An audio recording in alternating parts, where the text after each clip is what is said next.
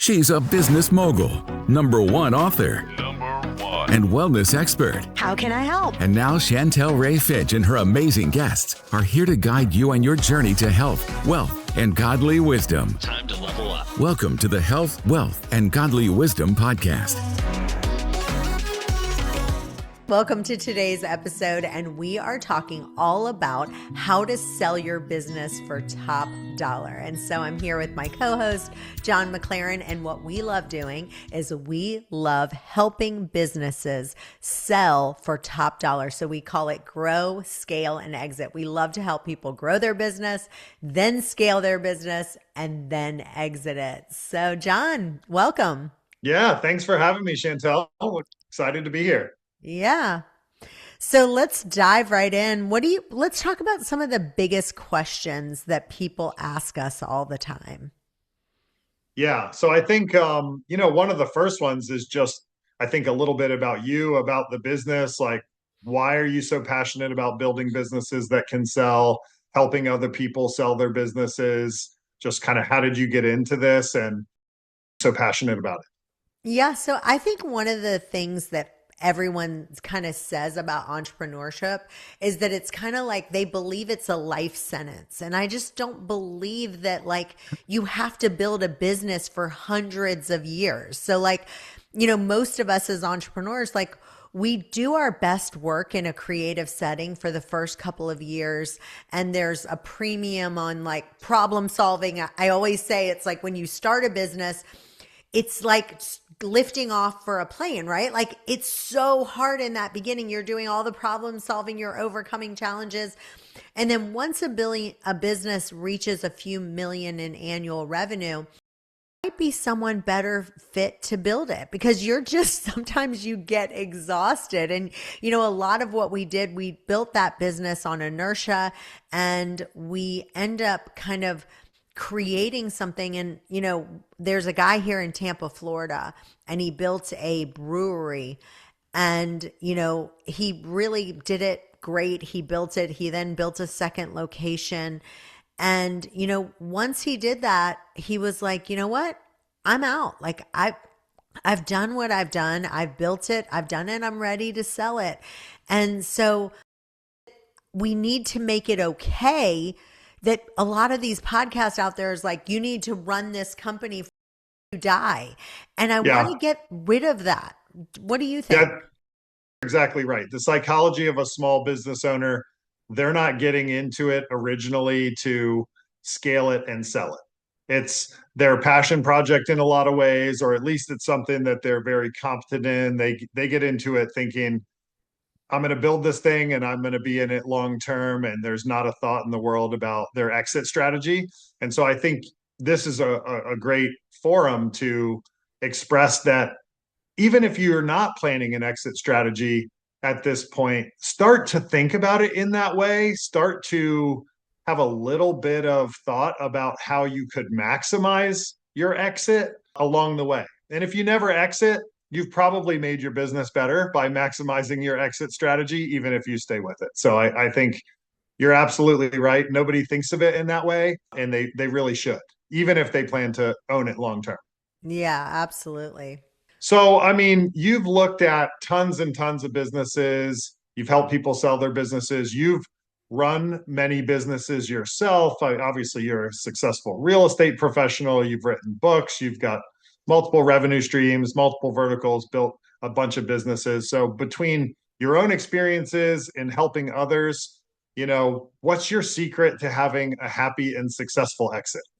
Yeah, I think one of the things, there's one guy that I know that sold his business and, when he got the check, he actually started breaking down in tears. And so at first he was bittersweet moment. Yeah, he got the check and he was so happy.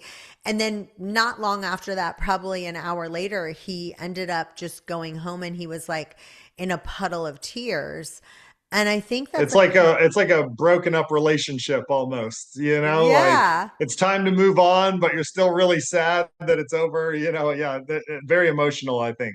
for a lot of Well, people. well, we fall in love with our businesses, and one of the things me and you always say is that we're the people that have to tell someone that their baby is ugly, because you literally think Right. that your business is your baby because you've raised it, you grew it, you've been with it for the 15 years, and selling a business can be an emotional roller coaster, and there's obviously the high of achieving what you set out to achieve. Like, I grew it, I was able to sell it, but at the same time there's something that I call the dream factor, and then it's the dread factor. And I kind of explain it like this. There's a guy that I know that lived out west, and he was landlocked, and he always dreamed to live on a sailboat and live by the beach. And so he decided he's going to sell his business. And he actually sold his business for 2.5 times profit for his company. And he was totally thrilled because he then went to live his dream. He moved to Florida. He lived on a boat. That's what he dreamed to do. And what I believe is the happiest exits are the ones where the entrepreneur not only sells it for a great multiple, but they also know what they're going to do next, and they're living their dream of what they're doing next. Yeah, The you got to know ones, your why. You got to know your why. yeah. Yeah. But the ones that are not happy, I call the dread factor.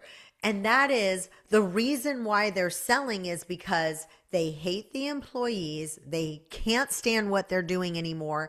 They've done it for 20 years. They just are done. And so the reason why they're selling is the dread factor. And that's where you have to go, am I selling it because I'm chasing a dream that I want? Or am I selling it for the dread factor? And it could be both.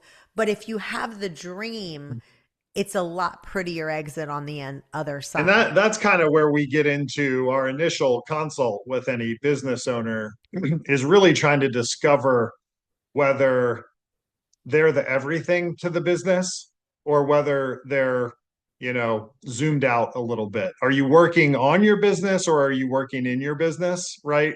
And that is a big thing. It's a big thing about a business owner's happiness, right? If they've been in it 20 years and the business cannot operate without them, that gets to be very stressful. That's your business owner we talk to that is stressed to the max. They want to get out of it, but they haven't prepared themselves well for that exit, like we were just talking about, because you have to be able to then buy the business. For the person buying it, you've got to replace the lifeblood of the business and still have it work. Whereas somebody who's moved to working on their business, that person is honestly very replaceable, right? Because the business operations are all handled by other people besides the business owner, and somebody can replace them without knowledge of the industry or really anything else, and that business will keep on smooth sailing after the exit. So that's one of the big things that we're trying to get to the bottom of in that initial consult is like, which one of those business owners are you? Absolutely, for sure. The next question I have for you is what every entrepreneur is kind of asking. How much am I going to get for my business? What's a good multiple for different types of businesses, e-commerce, service-based businesses? We come from the real estate world. So, maybe a real estate business, a mortgage business, some type of service industry. And so is it a different multiple for each sector? What should I expect when selling? And how much does it matter whether I'm that entrepreneur that the business revolves around or the one who is zoomed out and operations can take place without them? Yeah, so the one that gives you the highest multiple, I mean, the multiples are crazy. We're talking about 10 times values and stuff like that. But the best example I can give you is there's a guy named Jay Steinfeld. He built a company called blinds.com. And, he created blinds.com, and he actually became the number one blinds company in America. And, one of the things they did is they created a way to install blinds in a very, it's complicated to do blinds because you got to make sure you measure it right. You got to pick the color. There's lots of complexity Yeah, to it's it. a product and a service. Yes, it Yeah. is.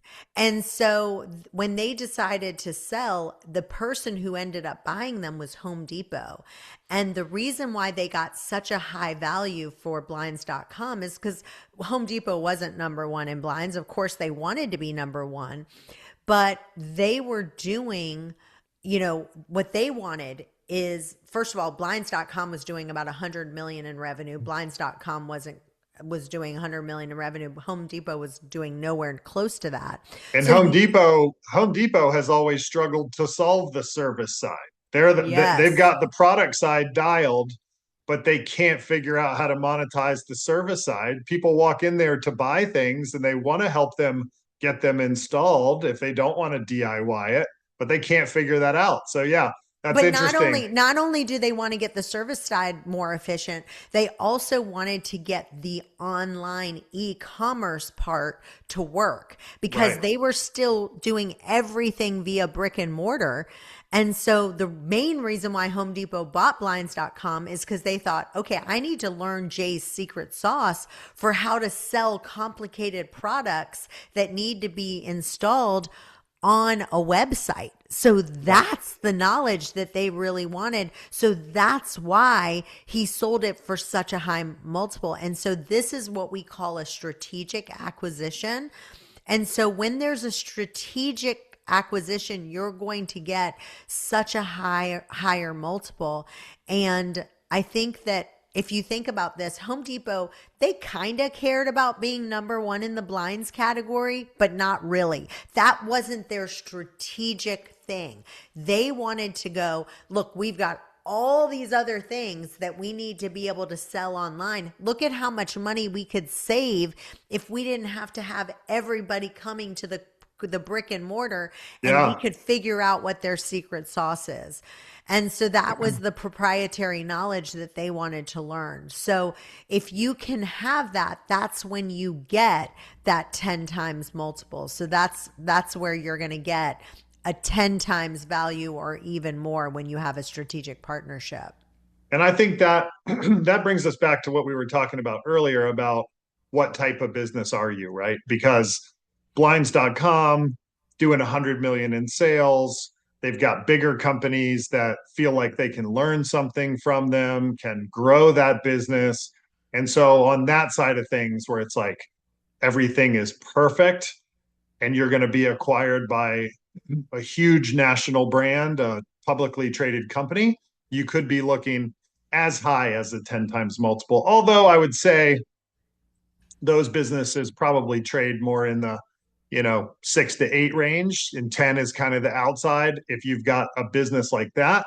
We might have a lot of listeners though who they want to sell their chain of 3 nail salons or something much smaller than a blinds.com, and I would say that those could range honestly from a 1 times multiple if it's a very small business, service based, everything revolves around the owner. There's no employees, right? Like I had one on the other end of that spectrum. I had one about 2 years ago. It was in the real estate space. We knew the guy because he had been servicing our real estate company for a long time, and he did the signs for us, right? A real estate agent gets a new listing, they call this guy, his company comes out, gets Miss Utility to mark the grass, they put the post sign in the yard, they put our sign up so that we've got our marketing out there for the signs, right? And we look at his business, and he's doing about $25,000 a year in gross sales. He's got this yard full of hundreds of these 4x4 post signs, and he has no employees. He does everything himself. And he's like, well, what do you think this business is worth? And it's almost like pretty much nothing. I mean, we listed it for sale for 30,000 to begin with. It was a little over a 1 times multiple.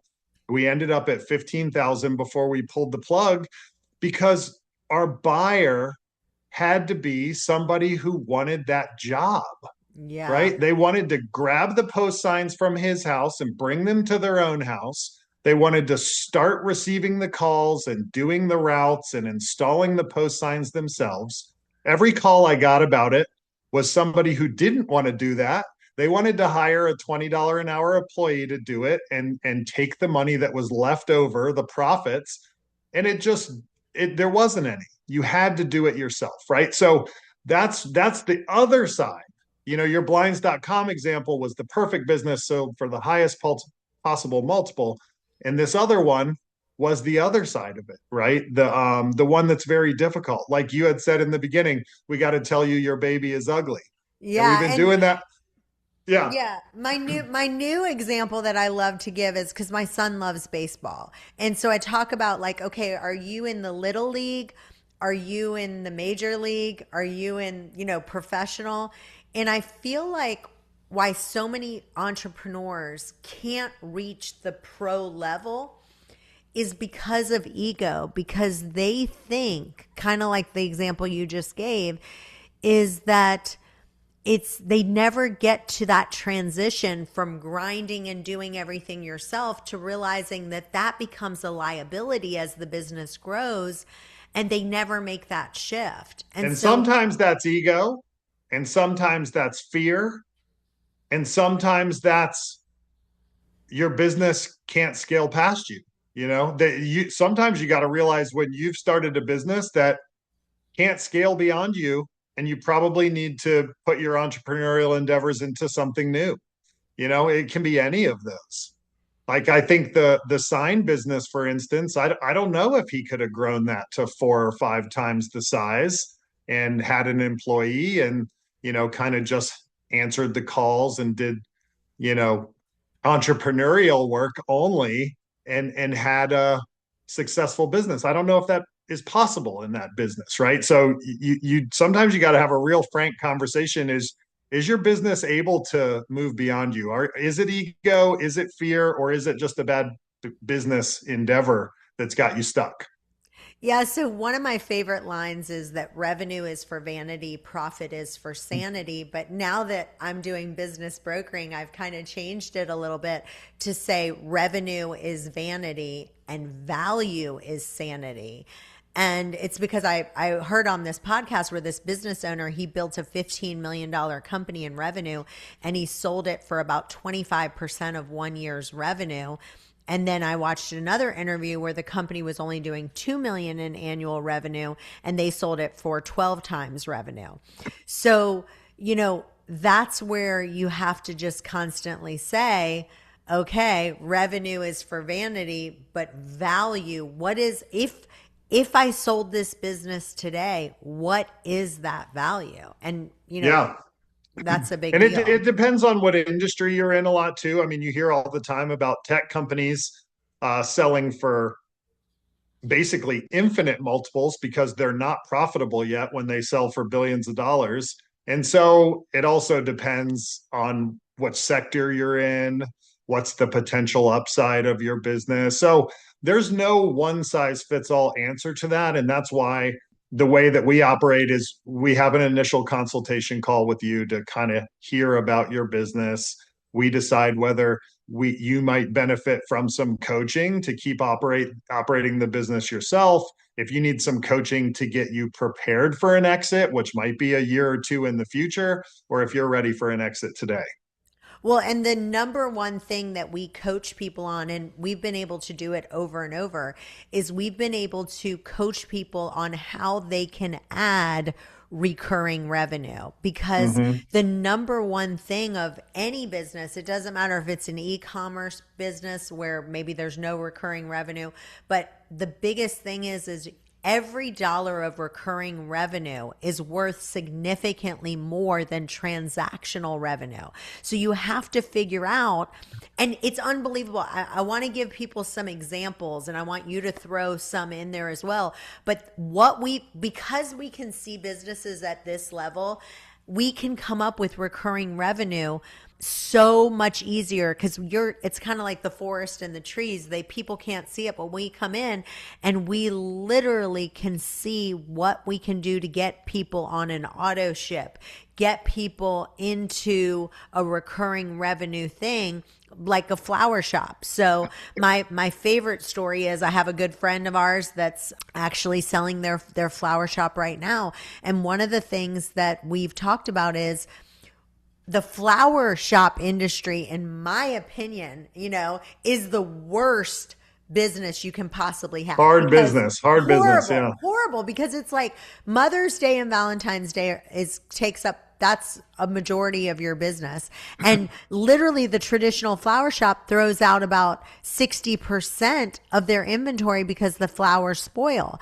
And so now we've helped companies where the flower shop can change it to where it literally puts it on a subscription model to where you sell to just hotels, where 5-star hotels, they buy fresh flowers all the time. And guess what? And they get rid of that 60% of flowers that spoil because they only buy enough flowers of what's on the subscription model. So that math changes everything. It really does. That's a great example of a business that's so hard to figure out your inventory and when you need staff. You can't have where 2 weeks a year you need 6,000% more inventory than normal and 500% more employees than normal for those 2 weeks. That's a tough business to scale. And the car wash, a perfect example is car wash business. We had a car wash that wasn't doing well because they finally got on the model where you can have the all you can eat car washes, charge $30 a month. And now their business is completely changed because of it. So it's a game changer. Yeah. And that kind of goes back to why we offer those multiple services, right? Yeah, because coaching sometimes is the best way to start. You call us thinking about what can I sell my business for? I want to sell my business. And the best strategy might be for you to spend 1 or 2 more years under our coaching, getting yourself ready for an exit. Yeah. And one of the things that I tell people is like, a lot of people, their wealth is so tied up into their business. And with AI coming in, there's all kinds of things. I call it the freedom scale. And basically it's when you can sell your company where you can create enough wealth to live the rest of your life. And if you reach that point and you don't sell, you're actually effectively gambling because all your wealth is remained tied up into an illiquid asset, and selling converts that risk into freedom. So a perfect example is, let's just pretend you owned a bunch of video stores back in the day before like you had all this cash flow and everything was going good. Here Netflix, maybe you weren't Blockbuster, maybe you just owned 8 video stores. Well, if you didn't sell it before Netflix came into play, again, you now are effectively gambling because your wealth is tied up into that illiquid asset, which is really an important thing to think about. Yeah, absolutely. And so the next thing I wanted to talk about is just kind of the importance of marketing in any business, where sometimes what we do coaching wise is largely marketing based, and what you see in businesses and like sort of how they're failing or how they could be better maximized in that department. Yeah, I always like to say, welcome to Moe's, MOE, marketing over everything. Marketing is definitely my strength. I love it. I'm super passionate about it. I help businesses. That's one of the things that I love to help businesses with, is get their marketing under control. Because I always like to say there's really only 2 ways that you can do marketing. Either you do outbound marketing where they call you, or you're going to make cold calls and start knocking on doors or, ringing the phone. Yeah. And that way just doesn't really work anymore. People don't want you knocking on their door. People aren't even answering the phone to do outbound calls anymore. No. So you have to learn how to do marketing. And so that's one of the strengths that we have to help people so that they can get the lead flow coming in and getting those leads and learning that process of converting those leads so you can get your multiple a lot higher. And I think, again, going back to that initial consultation and why it's so hard to make any blanket statements about what type of multiple you might get, or, what businesses are easy to sell, right? Because one of the big things in that initial interview that we're going to have with you is surrounding your marketing. Are you Yeah. doing it all yourself? Are you doing any? Are you door knocking? Are you, running $100,000 of ad spend a month on all these different channels? Like, where are you in your marketing journey, and what is the best way to maximize your marketing efforts for the particular type of business you're in? Yeah, and one of the questions we'll ask you is, do you want to sell to private equity? And I'd like you to talk a little bit about some of the horror stories of, kind of the one guy, remember, where we heard about that he sold, private equity bought 60% of his business and then he kept 40%, but he decided he wanted to wash his hands clean and then walked away. And then the business started tanking, and then he lost everything. You want to kind of talk about that and Right. some of the nightmares of private equity? Yeah, and I would say it doesn't even have to be a sale to private equity. And it's not uncommon for depending on the type of business, the scale of the business, for whoever buys the business to want or need you to stay on as the owner, right? You may be thinking that you're gonna like get your check and be free and clear of this business, but in most businesses, they want you to stay on for 30 days to help with the transition. And in more complicated businesses or businesses where everything centers around you, which we talked about at the beginning, which kind of business are you? You might be asked to stay on and even offered a salary for 2 to 5 years to really help this transition. So in the scenario you're talking about, we talked to somebody and they ended up selling 60% of their business. They were asked to stay on for, I think it was a 3-year period after that, and they would retain 40% of their equity, right? So they would stay in the business, they would they would retain that portion of the equity, and that's what would incentivize them to stick with the business, help with the transition, keep it earning while the transition is happening. And that business owner, they agreed to that, but really in their mind and in their heart, they wanted to be done. And so they got into, they're doing the same thing they've always been doing, but now they don't own it. They don't own a majority stake. And psychologically, that can be very difficult to keep your spirits up and keep working. And that person started kind of, not enthusiastically participating in the business anymore. And it was a business where everything revolved around them. And the business tanked. Their 40% equity went from millions of dollars to nearly zero. And that can be one of those things where if we analyze your business centers, everything revolves around you. You might not be able to have a clean exit. And there's some risk involved with keeping your equity and keeping working in the business. One of the things that I do want to say is one of the things I'm seeing that's happening with a bunch of the negotiations that we're seeing is earnouts. And what I mean by earnouts is, let's say a business, someone wants to come in and buy your business and they want to buy it for $1 million, but the value of the business maybe is $2 million. And they say, I'll pay $1 million down, or I'll put $500,000 down, and then I'll take 50% of the profit for the next however many years until I get it to, let's say they agreed on 1.5 million once it was done. Well, so now you've got $1 million on the table, but earnouts are really risky because you want to, if possible, tie them to top line revenue and not profit. Because once you sell, you lose control of all expenses. So once you lose control of all expenses, they could say, I want a salary of $300,000. And another option is to tie the earnout to something you control, like launching a specific feature or hitting a specific milestone. Or, I'm going skiing this weekend. I'm not a big skier. I think I told you, John, I'm great skier, but I can't stop real well. So I got a big X on my thing for like running into people. Right. But You're earnouts that are out of control skier.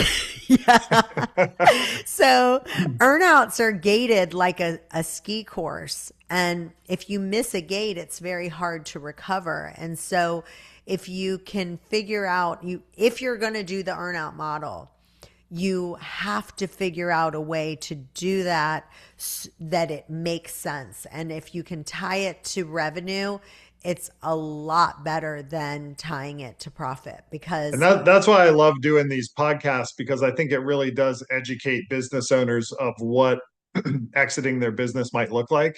I think most people who aren't, running $20 million businesses and have all these lawyers and accountants and people who have been guiding them along the way, but your smaller businesses, I think most of those people think, I'm going to list my business for sale. Somebody's going to write me a check and I'm going to be done. Right. And that's the way it works. But that's not always the way it works. And it maybe not even often the way that it works, because you're right. I mean, they're going to want you to stay on to help operate and smooth the transition. They are going to want to propose some money down and some of it seller financed, or some of it you retain some equity, or all the things we just talked about. There's a lot of different ways that a business sale can transact, and a lot of different proposals that you might get that are out of left field to you if all you've been doing is, running your flower shop for the last 10 years and this really isn't your area of expertise. So we want to educate people and have them not shocked by the different ways that business buyers are structuring offers and deals. Yeah, and I do want to say that 80% of business owners never exit successfully, and not because they didn't work hard. It's because their company wasn't built to sell. And so most businesses are too dependent on the owner. The financials aren't structured properly. The valuations are inflated. The buyers see risks that the owner didn't ever see. And so we love to help you. We actually can get you on a free strategy call where we help you uncover what's reducing your company's value right now. What are the red flags that you need to look for? And whether or not right now is your business sellable in its current structure. There's no hype, there's no pressure. It's just clarity. And so if you plan to exit someday, even if it's years from now, this conversation is crucial. And so if you want to book a call with us, we'd love to talk to you. You can book your free call today if you go to canzell.com. We'd love to. And there's tons of free resources on there as well that we'd love to kind of go over with you and share them with you. We love to just educate you. That's one of the things that we're so passionate about, both of us. We love to teach you how to grow, how to scale and exit. And we are Canzell Business Advisors, and we want to give you clarity, scalability, and real strategies to create value and maximize your exit. And we will help you prepare for that transition. So, John, I think this was great. I think we gave them a lot of value, don't you? Yeah, absolutely. I was glad to be here. That was fun. Yeah, it was so fun. And if you want a smarter way to either buy a business or to exit a business, there's lots of tools on canzell.com. Thanks for joining us today, guys. Bye-bye for now.